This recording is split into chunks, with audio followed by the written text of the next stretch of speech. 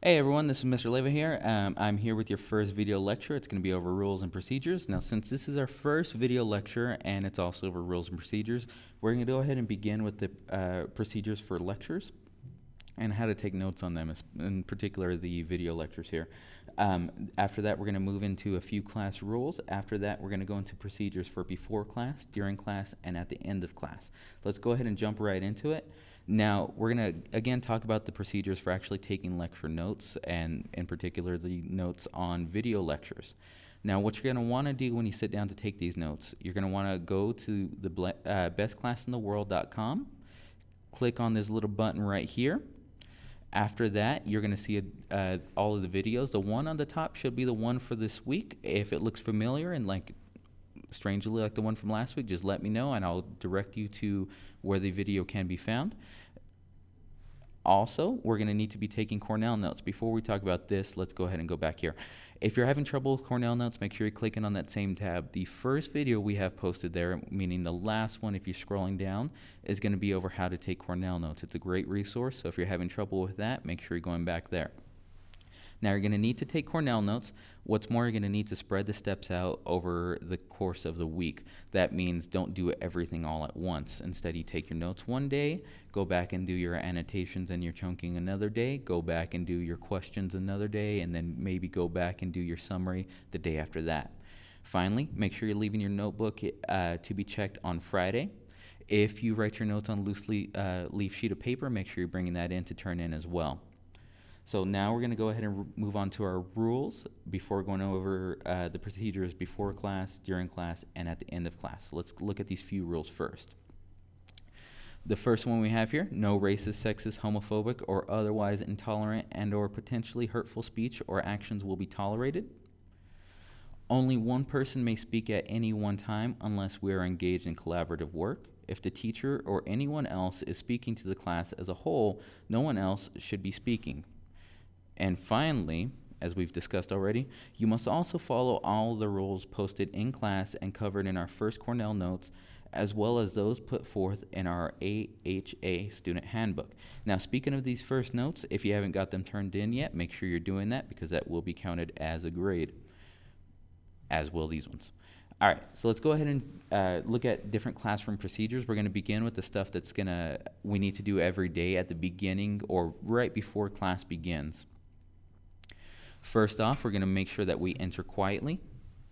Then we're going to go to our assigned seat. If you're having trouble remembering where your assigned seat is, just look at the front whiteboard and I will have the seating charts posted as I always do. Finally, you're going to go ahead and sit down and get out your supplies. Now, these are going to be found in the cabinet that has your period number on it. You're going to get out your binder, your notebook, and your pens. Make sure that you do use only pens in this classroom.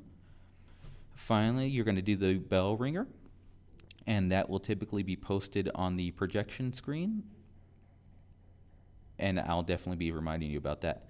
Then we're going to go ahead and move on and then sit quietly until Mr. Leva begins the discussion. Typically, after we do our bell ringer, we have a quick little class discussion about it, make sure there are no questions or misunderstandings about it, and frankly, just talk about our ideas regarding whatever it is we worked with during our bell ringer.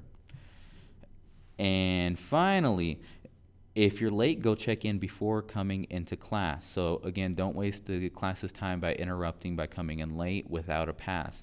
So because that means that I'm going to have to send you out, you're going to have to come back in and interrupt the class again. So if you know you're going to be late to class, just go get that pass first so you only interrupt our class one time.